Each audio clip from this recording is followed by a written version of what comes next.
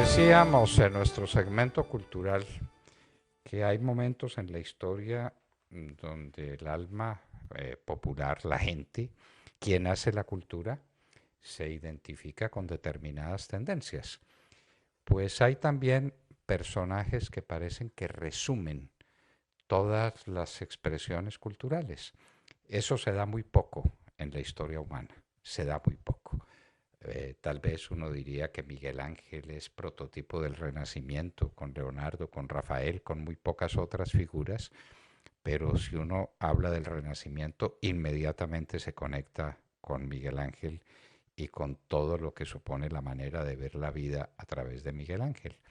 Pues estamos en un momento parecido porque a finales del siglo XVIII y en el siglo XIX hasta 1832 hay una figura señera de la cultura humana que es John Wolfgang Goethe, el más grande de los escritores alemanes, no le cabe duda a la gente que ha hecho ese análisis, el mayor de los poetas, pero un hombre que era al mismo tiempo investigador y científico y viajero impenitente, sobre todo cuando iba a Italia a la búsqueda de inspiración.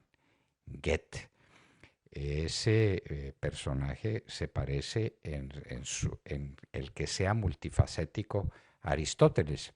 Aristóteles, al mismo tiempo que filósofo, era un gran pensador político, era un grande en la enseñanza de principios y valores, como lo demostró nada menos que con Alejandro Magno, el más directo de sus discípulos.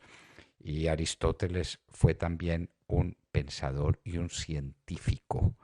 Y hay obras de Aristóteles expresamente dedicadas a la ciencia, como en Goethe. Goethe, que se dedicó, por ejemplo, a la teoría de los colores, que se dedicó, por ejemplo, a hacer estudios sobre biología, pues de enorme alcance. Lo que pasa, pues, es que no podía comprenderlo todo y todo con la misma intensidad. Goethe, el político. Que se expresa el político también. Goethe es un personaje capital. En alguna ocasión se reúne con Napoleón Bonaparte. Son dos genios que coinciden en el tiempo y que desde luego a Goethe finalmente le gustarían poco las hazañas de Napoleón Bonaparte, pero se reúne con él. Goethe es un escritor por antonomasia, escritor romántico en sus comienzos, después evoluciona y es el clásico.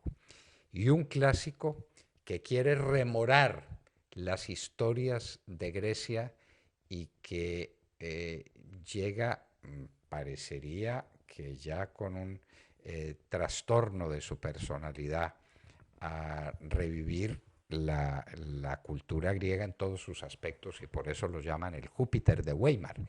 Hay dos ciudades alemanes que reúnen a Goethe fundamentalmente, Frankfurt, donde nació y donde se refugió en ocasiones, y Weimar, donde recibió todos los honores, inclusive el FON que es señal de aristocracia alemana, que no le gustó a muchos que se le dedicara a un hombre que era muy del común, hijo de persona significativa, pero no noble, no aristócrata, pero John Wolfgang von Goethe lo es para muchos, pero sobre todo por la aristocracia de su pensamiento.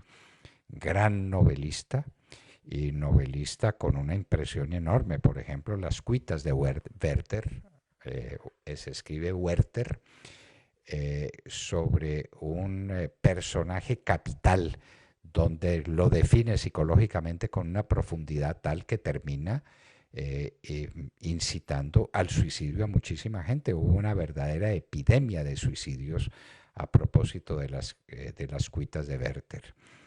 También hay definiciones psicológicas tan importantes como las de las afinidades selectivas.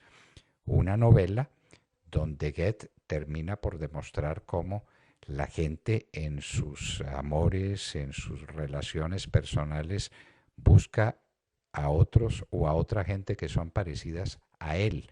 Hay unas afinidades en la manera de concebir la vida, en la manera de interpretarla, y esas son las afinidades selectivas. Muchas obras de Goethe podríamos mencionar, pero desde luego que su obra cumbre es el Fausto. El Fausto, que tiene mucho de ese aspecto religioso que late en el corazón de Goethe, porque el Fausto es la rememoración o la manera como se conecta con el diablo, con Mefistófeles, y donde encuentra la solución a cuántas inquietudes y a cuántas interrogantes del ser humano. El Fausto I y el Fausto II, que se publicaría completo ya a la muerte del gran genio, a la muerte de Goethe. Nunca segundas partes fueron buenas, diría don Miguel de Cervantes cuando recibía la insinuación y el estímulo para que escribiera la segunda parte del Quijote, lo que hizo muy contra su parecer, y escribió una obra excelente. Pues con Goethe y con el Fausto también vale decir lo mismo, porque nadie ha podido decir ni dirá cuál de las dos partes, si el Fausto I o el Fausto II, excede al otro en dignidad, en altura, en profundidad de pensamiento. De Goethe se dijo, y con alguna razón, que no le alcanzó el tiempo para ser filósofo. Goethe, que sin embargo tenía pensamientos importantísimos de carácter filosófico, no se dedicó plenamente a la filosofía porque por todas partes lo incitaba su propio espíritu a encontrar manifestaciones distintas en la poesía, en la biología, en el estudio de los paisajes de la gente y en la literatura, que fue su pasión dominante. Este personaje extraordinario nació precisamente en un día como hoy, 28 de agosto de 1749, y moriría en 1832, pues relativamente joven. Tenía Goethe 64 años, 63 años en el momento de su muerte, un hombre relativamente joven, amigo que fue de Beethoven, amigo que fue de los grandes de su tiempo, porque él era la cumbre, era la cúspide. Por encima de Goethe no había nadie.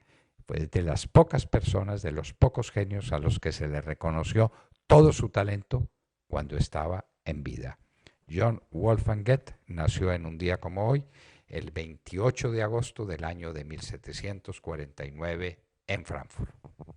La historia en la hora de la verdad, 9 de la mañana, 4 minutos.